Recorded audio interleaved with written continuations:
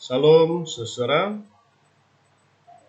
senang sekali kita boleh berjumpa untuk saya katakan terakhir kalinya, mana kita akan memasuki ujian akhir semester pada Kamis atau Jumat. Saya harap ini menjadi pelajaran terakhir untuk kita menutup semester ini dan khususnya mata kuliah Teologi Perjanjian Baru. Ya saudara, hari ini kita akan belajar tentang Petrus, ya dari Petrus sampai ke kitab Wahyu, ya sampai selesai kita belajar. Mari kita lihat surat 1 Petrus memiliki tema tunduk dalam penderitaan. Nah, sebelumnya kita harus mengetahui latar belakang daripada surat Petrus ini. Ya, Petrus adalah rasul yang pernah berkeliling juga mengunjungi jemaat-jemaat di Asia, Bitinia, Pontus, Kapadokia, dan Galatia. Perlu diketahui bahwa jemaat-jemaat yang ada di sini adalah rintisan dari Rasul Paulus yang membuka pelayanan di sini. Ya, sedangkan Petrus adalah rasul di Yerusalem. Paulus di Antioquia di sini. Antioquia, Paulus melakukan perjalanan sampai Kapadokia, Galatia, Pontus, dan lain sebagainya. Nah, satu saat Petrus juga mengunjungi jemaat-jemaat di sini, ya menguatkan mereka supaya mereka tetap dalam Tuhan. Namun tidak bisa dipungkiri bahwa yang mendirikan jemaat ini adalah Paulus. Nah, itu adalah secara geografis penerima dari surat yang ditulis oleh Rasul Petrus tersebut. Nah, lalu apa yang perlu kita lihat, yaitu pokok pemikiran dari surat 1 Petrus. Yang pertama, panggilan untuk hidup kudus. Kemudian bagian yang kedua, panggilan untuk hidup taat. Dan bagian yang terakhir dalam surat 1 Petrus ini, panggilan untuk menderita. Ya, secara keseluruhan ini adalah kerangka atau bagian dari pemikiran Petrus, khususnya pasal 1 ayat 22 sampai 25. Ya. Karena kamu telah menyucikan diri oleh ketaatan kepada kebenaran, sehingga kamu dapat mengamalkan kasih persaudaraan yang tulus ikhlas. Nah, ini satu pujian dari Petrus yang berdampak kepada nasihat selanjutnya, yaitu supaya mereka bersungguh-sungguh saling mengasihi dengan segenap hati. Ya, alasannya adalah karena kamu telah dilahirkan kembali, bukan dari benih yang fana, tetapi tidak fana, yaitu oleh firman Allah yang kekal. Jadi, bayangkan manusia hidup seperti rumput, tetapi firman Allah itu adalah kekal. Jadi, sekalipun seperti rumput, kita telah memiliki hidup lahir baru dan hidup yang kekal dari Allah. Ya, itu yang kita terima.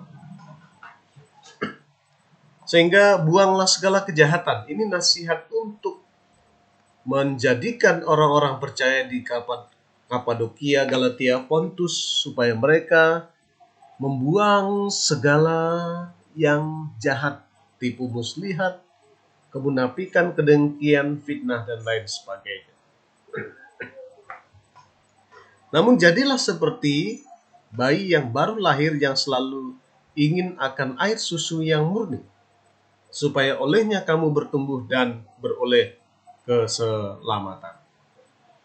Dan bagian pasal 2 juga menjelaskan bahwa kerangka tentang datanglah kepadanya, batu yang hidup, yaitu setiap orang harus datang kepada Yesus. Ini penting sekali untuk kita mengingat atau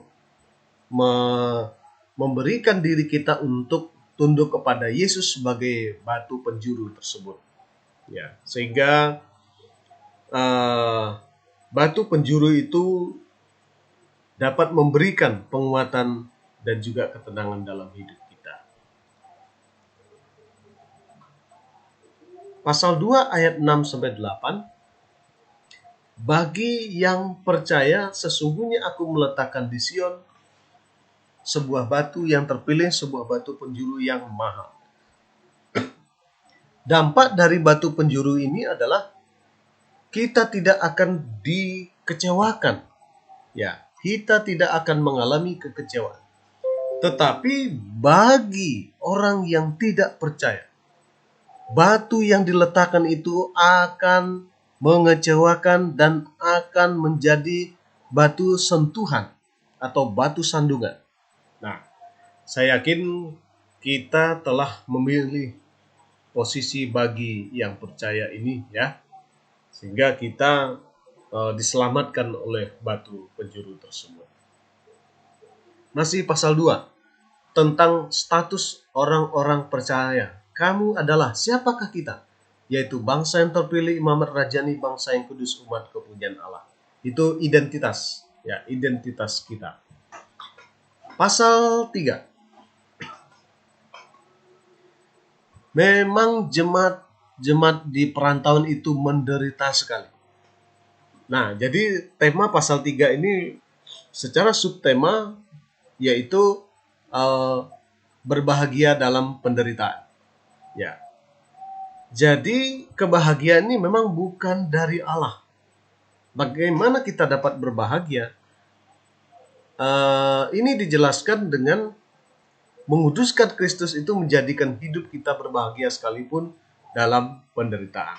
Menjaganya dengan hati nurani yang murni, ya, supaya hidup kita berkenan kepada Allah. Sama seperti Kristus telah mati untuk segala dosa kita, jadi Kristus juga sudah memberikan kepada kita suatu keteladanan tentang penderitaan. Itu menjadi satu contoh atau pedoman bagi kita. Surat 2 Petrus memiliki tema nabi-nabi Tuhan dan nabi-nabi palsu. Di dalam 2 Petrus ini kita melihat ada beberapa ajaran-ajaran atau pengajar-pengajar yang sesat yang memelintirkan ajaran kebenaran firman Tuhan. Pembagian 2 Petrus pasal 1 yaitu masa lalu, pasal 2 masa kini, dan pasal 3 adalah masa yang akan datang. Nah, penekanan bagi masa lalu adalah hidup kudus itu penting, dan kedatangan Yesus pertama pada masa Injil-Injil. Ya. Kemudian realitas masa kini, jemaat-jemaat harus diperhadapkan dengan adanya pengajar-pengajar sesat, adanya orang-orang yang ingin menyesatkan jemaat. Nah, saudara sebagai orang percaya, sebagai hamba-hamba Allah, Anda harus melawan itu. Anda harus membuat terobosan di mana Anda bisa menghancurkan pekerjaan iblis. Ini adalah tugas Anda. Oleh sebab itu, langkah-langkah yang akan datang, ya, yaitu pertama Anda hidup kudus. Nah, dijelaskan di situ, Anda hidup kudus, menjaga diri supaya Anda layak dipakai untuk pekerjaan-pekerjaan Tuhan. Dan jelas Anda menantikan kedatangan Yesus Kristus untuk yang kedua kalinya, untuk panggilan gereja, untuk menerima pengangkatan tersebut. Ya. Nah, perhatikan, ini sekedar pembanding antara Petrus 1 Petrus 2 Petrus. Ya, perhatikan di dalam 1 Petrus musuh dari luar itu dihadapi meskipun memunculkan seperti yang kita katakan tadi, memunculkan adanya penderitaan, adanya kesulitan yang berat, adanya juga masalah yang berat di dalam jemaat, di dalam gereja, di dalam kekristenan kita. Tetapi bahaya dari bagian 2 Petrus adalah ada musuh yang dari dalam yang membuat penyesatan-penyesatan dari dalam, muncul filsafat, ajaran-ajaran baru yang merusak ajaran gereja yang sesungguhnya. Nah, perhatikan di dalam 2 Petrus ada nubuatan nabi palsu. Ini sangat mencelakakan gereja. sangat merusak gereja. Ajaran-ajaran palsu yang bisa muncul. Kita harus mewaspadainya. Nah, sesudah saudara-saudara yang kekasih, ini sudah surat yang kedua. Ya. Tujuan dari surat ini supaya kamu mengingat akan perkataan yang dulu telah diucapkan oleh para nabi. Jelas ini mengacu kepada firman Tuhan yang harus didengar oleh setiap orang. Yang terutama kamu ketahui ialah bahwa pada hari-hari zaman akhir akan tampil penyesat, pengejek dengan ejekannya, yaitu orang-orang hidup menurut hawa nafsu. Nah, kata mereka, di manakah janji tentang kedatangan Tuhan Yesus itu? Sebab sejak bapa-bapa leluhur kita meninggal, segala sesuatu tetap seperti semula pada waktu dunia diciptakan. Di mana? Di mana? Ya. Kapan Yesus datang? Dari dulu, beribu-ribu tahun, beratus-ratus tahun, firman ini selalu diucapkan, Yesus, aku akan segera datang.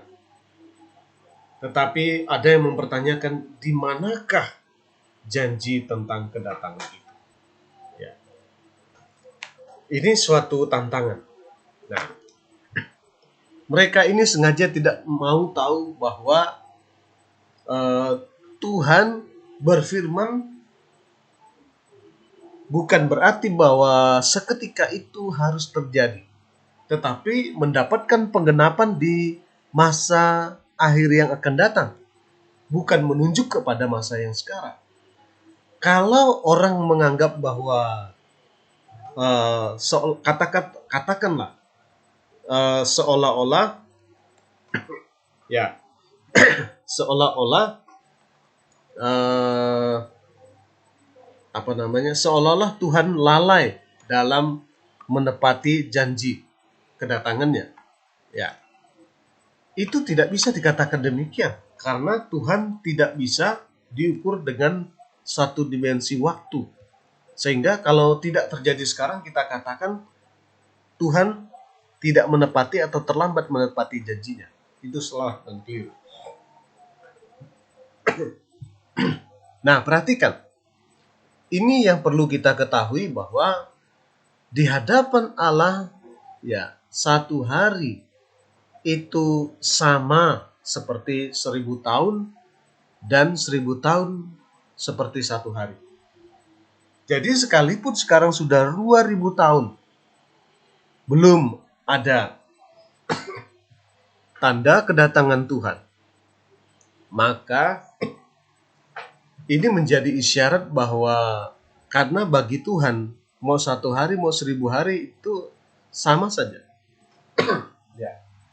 Mau 1 hari 1000 hari itu sama saja. Sehingga dalam hal ini kita dapat melihat bahwa janji Allah pasti ditepati dan digenapi. Ya, pasti digenapi. Dan hari Tuhan akan tiba seperti pencuri, ya, yang akan datang tiba-tiba ke bumi. Pasti Tuhan sudah menjanjikan bahwa hal ini pasti digenapi. Ya. Nah, ini peristiwa kedatangan Tuhan, bahwa langit akan binasa dalam api dan unsur dunia akan hancur karena nyala api. Berbahagialah yang kita yang menantikan dan mempercepat hari Tuhan itu, hari kedatangan Tuhan. Oke.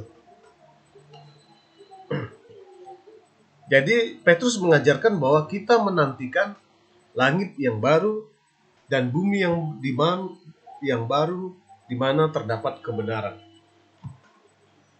Tuhan menyiapkan suatu harapan bagi orang Israel yang percaya bahwa langit baru dan bumi baru merupakan satu penantian bagi mereka. Sebab itu, sambil menantikan semua ini, ya, anggaplah kesabaran Tuhan kita sebagai kesempatan bagimu untuk beroleh selamat. Seperti juga Paulus, saudara kita yang kasih, telah menuliskan kepadamu. Hal itu dibuatnya dalam semua suratnya apabila ia bicara tentang perkara-perkara ini. Dalam surat-suratnya itu ada hal-hal sukar dipahami, sehingga orang-orang yang tidak memahaminya dan yang tidak teguh imannya memutarbalikkannya menjadi kebinasaan mereka sendiri. Itu surat dari Petrus. Dan sekarang kita akan memperhatikan surat 1 Yohanes. 1 Yohanes memiliki tema yaitu berjalan di dalam terang. Kita harus berjalan di dalam terang supaya kita boleh melihat setiap kemuliaan daripada terang itu. Ya. Di bagian ini 1 Yohanes itu berisi kitab pertentangan antara terang dan gelap, antara kebenaran dan kejahatan, ya, antara kasih dan kebencian, kemudian orang-orang Kristen dan orang-orang dunia. Jadi ada banyak pertentangan yang digambarkan oleh Injil atau surat Yohanes ini. Ya. Latar belakang dari 1 Yohanes ialah kebangkitan Gnosticism. Perlu kita ketahui bahwa Gnosticism ini gerakan yang bangkit pada abad kedua, dan ajaran mereka telah menyebar ke wilayah-wilayah pada waktu itu di mana orang Kristen ada, dan berasal dari kata gnosis, itu pengetahuan. Pengajaran mereka, hal yang fisik adalah jahat, sementara hal yang rohaniah adalah baik. Sehingga mereka memandang Yesus sebagai contoh doketisme, memandang bahwa Kristus hanya kelihatannya sebagai manusia. Kemudian Serentian mengatakan bahwa kealahan Kristus masuk ketika dibaptis dan hilang menjelang kematiannya. Dan jelas keselamatan itu hanya melalui semacam pengetahuan. Nah, lalu bagaimana dengan orang percaya? Dikatakan orang percaya itu berjalan di dalam terang. Anda berjalan dalam terang yang harus dibuktikan pertama dalam bagaimana perkataan dan perbuatan. Jadi kita berjalan di dalam terang dengan cara menunjukkan atau membuktikan apakah perkataan kita itu adalah perkataan yang dapat membangun, memberikan dorongan kepada sesama untuk menjadi berkat. Ya. Kalau dalam pasal 2, berjalan dalam terang dibuktikan dalam bagaimana Anda taat.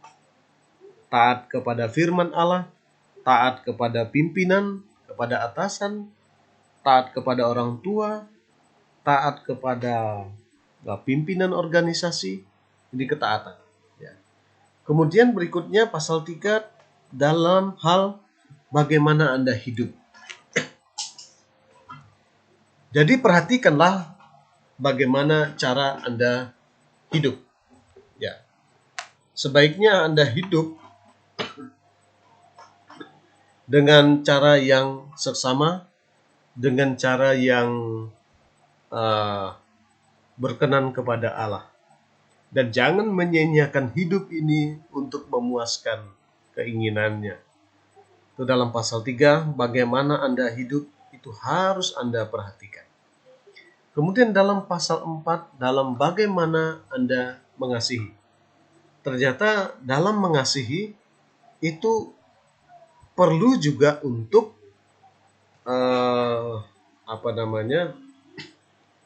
dibuktikan, ya, sebagai bukti. Jadi dalam mengasihi itu adalah sebagai bukti Anda berjalan di dalam terang. Ya. Terakhir bagian ini pasal 5, dalam bagaimana Anda percaya. Kalau percayaan jelas Iblis pun percaya dan iblis juga gemetar ya dalam kepercayaannya kepada Allah. Tetapi percaya yang bagaimana? Percaya yang sepenuhnya dalam penyerahan kepada Allah. Bukan percaya separuh-paruh atau bermain-main dalam kepercayaan. Itu adalah salah. Ya. Oke, itu tentang 1 Yohanes. Bagaimana Anda sendiri atau kita semua itu harus berjalan di dalam terang, harus berjalan di dalam kehendak Allah. Nah, saudara, bagi kita ini adalah suatu hal yang menarik bahwa kita harus berjalan di dalam terang dan memberikan bukti-bukti di mana kita berjalan di dalam terang. Ya, dengan meliputi 5 hal tersebut tadi di atas. Oke, sekarang kita melihat kitab Wahyu. Kitab Wahyu ini menjelaskan tentang hal-hal terakhir. Hal-hal terakhir ini berhubungan dengan bagaimana perkara-perkara di masa yang akan datang, yang akan terjadi. Perkara di masa yang akan datang itu akan digenapi pada masa yang akan datang. Ya. Perlu diketahui bahwa kalau kita melihat kitab Wahyu, ya, dengan berbagai pemikiran dalam kitab Wahyu, kita harus sadar bahwa banyak penafsiran-penafsiran yang muncul dalam kitab Wahyu ini. Ini contoh ini ya, bahwa ada yang mengatakan bahwa melihat kitab Wahyu itu seperti menunjukkan peperangan rohani. Jadi ada semacam simbolisasi dari perang rohani antara baik dan jahat. Nah, pandangan yang demikian mungkin bisa membuat kita terjebak di dalam pemikiran bahwa karena ini hanya simbol peperangan, jadi kita abaikan saja. Ya. Kemudian ada yang berpandangan pretesis, yaitu fokus pada jatuhnya Yerusalem pada abad pertama. Jadi hanya melihat ini hanya peristiwa kronologis yang sudah terjadi, yang sudah terlewati, ya, yaitu jatuhnya Yerusalem pada tahun 70 di bawah kekaisaran atau Jenderal Titus. Ya. Ada pandangan historikal melihat nubuat sebagai gambaran perjalanan sejarah di zaman ini. Ya. Ada yang mengatakan bahwa sebenarnya kitab Wahyu ini adalah peristiwa di mana kejadian-kejadian itu merupakan realitas masa kini. Realitas yang terjadi, realitas yang ditunjukkan di dalam kehidupan kita pada masa sekarang, pada masa ini. Ya. Saya kira kalau pada masa kini tidak ada gunanya kita belajar Wahyu, banyak kitab-kitab lain. Ya. Kemudian pandangan futuristik melihat sebagian besar peristiwa dari Wahyu akan terjadi dalam waktu masa kesusahan yang diikuti oleh kedatangan Kristus kedua kali. Bagian ini jelas memberikan suatu periodisasi di masa yang akan datang, di mana nubuatan-nubuatan kitab Wahyu itu akan terjadi secara real dalam periode-periode dalam kitab Wahyu itu. Itu pasti akan terjadi. Ya. Nah, lalu bagaimana kita? Saya pikir kita harus berpikir bahwa kajian kitab Wahyu itu menunjuk kepada peristiwa-peristiwa yang akan datang, ya, peristiwa yang di depan, yang pasti terjadi, yang Tuhan sendiri sudah menjamin bahwa semuanya ini akan digenapi. Ya. Mungkin kita perlu menegaskan bahwa ini belum terjadi, khususnya kedatangan Tuhan. Ini adalah kerangka dari pemikiran kitab Wahyu. Ya, pasal 1 dan 3 bagian ini menjelaskan visi Yesus dan surat-surat kepada 7 jemaat. Kemudian pasal 4 sampai 7, tahta Allah dan gulungan dengan 7 meterai. Kemudian pasal 8 ke 7 sangkakala. Pasal 12 sampai 16 itu Kristus naga dan ketujuh cawan. Pasal 17 nyanyian jatuhnya Babel. Kemudian pasal 20 pemerintahan kerajaan. Pasal 21 langit baru dan bumi baru. Masing-masing diakhiri dengan janji kedatangan Kristus di dalam pasal 1 ya. Dan ini catatan tentang bagian-bagian tersebut ya. Oke. Baik. Nah, berapa pandangan eskatologi berikut menarik untuk kita simak. Pandangan eskatologi yang lebih memberikan detail-detail dari pengajaran tentang akhir zaman ya dalam pemikiran dispensasi ini menjelaskan bahwa, coba perhatikan, kita berada di dalam masa gereja yang sekarang dan nanti pada akhirnya kita mengalami pengangkatan ya, pengangkatan tubuh, kemudian berjumpa Tuhan di angkasa, ini rapture ya. Setelah peristiwa ini terjadi ada tribulasi. Tribulasi ini akan berjalan ya, akan dilalui oleh orang-orang yang hidup pada masa ini, dan ini akan diakhiri oleh kedatangan Kristus yang akan mendirikan kerajaan 1000 tahun. Kemudian ada peperangan akhir, Gog dan Magog di sini. Nah, ini merupakan penghakiman terakhir menuju kekekalan. Ya, itu pemikiran dispensasi. Ya, kita dapat berpikir bahwa ini merupakan kenyataan dari firman-firman Allah. Kemudian ada yang berpandang historik premilenialis yang mengatakan bahwa masa gereja ini, semua gereja itu akan melewati masa tribulasi nanti dan tidak ada pengangkatan, tetapi Kristus akan datang turun ke bumi, kemudian kita memasuki pemerintahan kerajaan 1000 tahun. Setelah itu penghakiman, barulah kekekalan. Ini menurut pandangan dari historik premil. Pandangan ini ya, saya perlu berikan counter terhadap pandangan historik premil.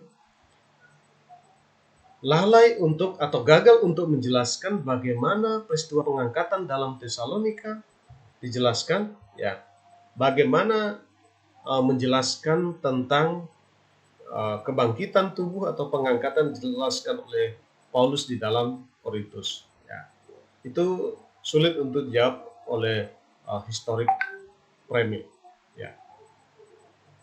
Kemudian kita melihat lagi ada pandangan yang lainnya, yaitu amilenialis yang mengajarkan bahwa masa gereja sekarang itu adalah satu dengan tribulasi milenium adalah satu rangkaian. Jadi tidak ada di mana antikris berkuasa dalam tribulasi, kemudian masa sekarang juga adalah masa di mana milenium itu terjadi ya. Sehingga akhir dari masa ini adalah kekekalan saja. Jadi masa yang sekarang itu adalah masa juga 1000 tahun ya. Kemudian berikutnya pandangan post milenialis. Kitab Wahyu dipandang sebagai cerita tentang masa gereja dan kerajaan 1000 tahun yang berlangsung. Dan ini diakhiri dengan rapture tanda petik, bukan terangkat ke surga tetapi pengangkatan. Jadi orang percaya itu dianggap disisihkan. Bukan adanya proses pengangkatan gereja, tetapi orang percaya dipindahkan posisinya ya, dipindahkan supaya tidak mengalami penghakiman-penghakiman tersebut. Nah, sehingga dengan demikian pandangan ini banyak mengajarkan tentang bagaimana kita hidup pada masa gereja kemudian melewati 1000 tahun. Tidak ada pengangkatan, tidak ada yang disebut tribulasi. Ya. Kemudian ada pandangan preterism. Preterism itu mengajarkan adanya rapture itu setiap saat. Jadi kapan Tuhan mau rapture itu boleh. Ya. Orang percaya itu kapan saja rapture-nya. Mungkin ketika orang mati dikuburkan itu disebut sebagai pengangkatan. Ya. Dan gereja ini adalah gereja yang kekal sampai kekekalan. Entah proses apapun yang terjadi dalam sampai kekekalan, ini disebut sebagai masa gereja. Ya. Baik, saudara, saya rasa demikian materi yang dapat saya sampaikan. Semoga kita semakin memahami kebenaran-kebenaran firman Allah, dan semoga perkuliahan kita dalam teologi perjanjian baru ini bermanfaat dan berkontribusi kepada pengetahuan kita yang akan diperlengkapi untuk pekerjaan Tuhan di masa-masa yang akan datang. Nah, saudara, minggu depan akan menghadapi ujian akhir semester. Anda harus mempersiapkan diri dengan baik supaya tidak mengalami kegagalan. Nah, materi untuk ujian akhir semester kita itu hanya diambil dalam surat-surat Paulus. Ya, hanya surat Paulus. Oke, itu saudara. Terima kasih atas perhatian saudara. Lebih kurangnya saya mohon maaf yang sebesar-besarnya. Kiranya Tuhan Yesus memberkati kita. Salam.